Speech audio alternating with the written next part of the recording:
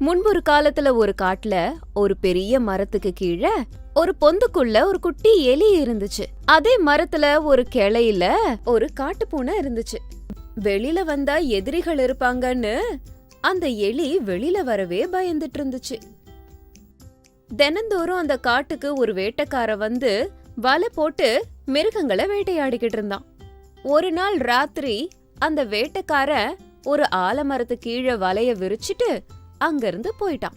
ராத்திரி வேளையில அந்த வலையில ஏதாவது ஒரு விலங்கு மாட்டும்.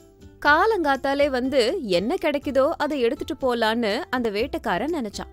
அந்த வேட்டைக்காரன் நினைச்சபடியே அந்த வலையில அந்த காட்டுப்பூனை நடந்து போய் மாட்டிக்கிச்சு. தன்னோட பரம எதிரியான காட்டுப்பூனை வேட்டைக்காரனோட வலையில மாட்டிக்கிட்டதால சுண்டெலி சந்தோஷமா வெளியில வந்துச்சு.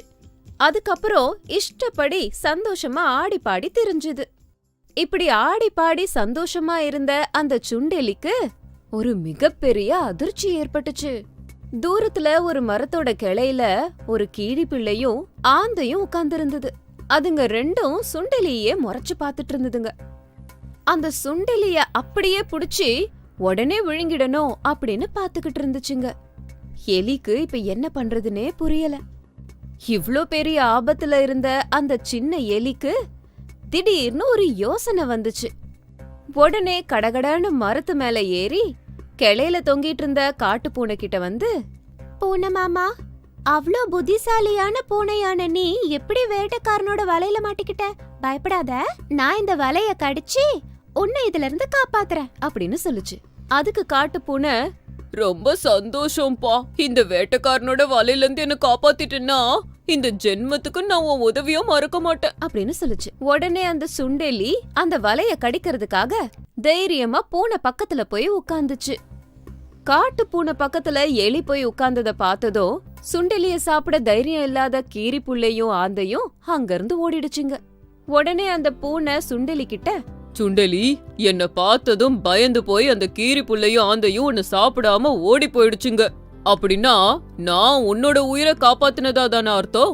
அப்புறம் யோசிக்கிற, சீக்கிரமா வந்து வலைய கடிச்சு என்ன இதுல இருந்து காப்பாத்து அப்படின்னு சொல்லுச்சு. பொறுங்க பொறுங்க, உங்கள மாதிரி பலசாலி கூட நட்பு வச்சுக்கிட்டா நான் ரொம்ப ஜாக்கிரதையா இருக்கணும் இல்லையா? இப்ப நான் உன்னை வலைய கடிச்சு காப்பாத்தினா வெளியில வந்து என்ன சாப்பிட மாட்டேன்னு என்ன நிச்சயம்? வேணும்னா அந்த வேட்டைக்கார வர்ற வரைக்கும் நம்ம காத்திருக்கலாம், அப்புறமா நான் உன்னை காப்பாத்துறேன் அப்படின்னு சொல்லுச்சு அந்த சுண்டெலி. அது சொன்னபடியே மறுநாள் காலையில அந்த வேட்டைக்கார வர்றதுக்கு கொஞ்சம் முன்னாடி அந்த எலி வலைய கடிச்சு பிச்சு எடுத்துருச்சு. வேட்டைக்கார வர்றதுக்குள்ள அந்த காட்டுப்பூனை மரத்துல இருந்து எகிரி கீழே இறங்கி ஓடி போயிடுச்சு. உடனே சுண்டெலியும் தன்னோட பொந்துக்குள்ள ஓடி போயிடுச்சு. மரத்துக்கிட்ட வந்த வேட்டைக்கார தன்னோட வலை பிஞ்சு கிடக்கறத பார்த்து ரொம்ப வருத்தப்பட்டான். தன்னோட ஆசை நிராசை ஆயிடுச்சேங்கிற வருத்தத்தோட திரும்ப வீட்டுக்கு போனான். வேட்டைக்காரன் போனத பார்த்ததோ அந்த காட்டுப்பூனை திரும்ப வந்து மரத்து பொந்துல இருந்த எலிய பார்த்து, நண்பா, இன்னைக்கு நீ என் உயிரை காப்பாத்திட்ட, அதனால இன்னையில இருந்து நம்ம 2 பேரும் நல்ல நண்பர்களா வாழலாம் அப்படின்னு அன்பா கூப்பிட்டுச்சு. அதுக்கு அந்த எலி சிரிச்சுக்கிட்டே, நண்பர்கள் எப்படி எதிரிகளா வாழ்வாங்க, அந்த மாதிரி எதிரிகள் எப்படி நண்பர்களா வாழ்வாங்கன்னு சொல்றது ரொம்ப கஷ்டம். அப்படி இருக்கும்போது பரம எதிரிகளா ஆன நம்ம 2 பேருக்குள்ளார நட்பு எப்படி ஒத்து வரும்? ஏதோ இன்னைக்கு நான் உன் உயிரை காப்பாத்தினங்கிற நன்றி கடனுக்காக நீ என்னோட நட்பா இருக்கணும்னு நினைக்கிற. ஆனா என்னைக்காவது ஒரு நாள் நீ என்ன கொன்னு சாப்பிடணும்னு நினைக்க மாட்டேன்னு என்ன நிச்சயம்? விரோதிகளோட அவசரத்துக்கு நட்பா பழகுனாலும் அந்த நட்பு எப்பவும் நிரந்தரமா இருக்காது. எப்ப இருந்தாலும் ஆபத்து வரும். நீ என்ன காப்பாத்தன, அதுக்கு பதிலா நான் உன்னை காப்பாத்தன. அதுதான் நியாயமும் கூட. நம்ம 2 பேரோட உறவு இதோட முடிஞ்சது. இனிமே என் பக்கம் நீ வராத அப்படின்னு சொல்லி பொந்துக்குள்ள போயிடுச்சு. சுண்டெலி சொன்னதுல உண்மை இருந்தத தெரிஞ்சுக்கிட்ட காட்டுப்பூனை எதுவும் சொல்லாம திரும்ப போயிடுச்சு. இந்த கதையில இருந்த பாத்திரங்கள் பரம எதிரிகளான பூனையும் எலியும் தான்னு சொன்னாலும் மனுஷங்களுக்கும் இந்த கதையில வர்ற நீதி பொருந்தும்.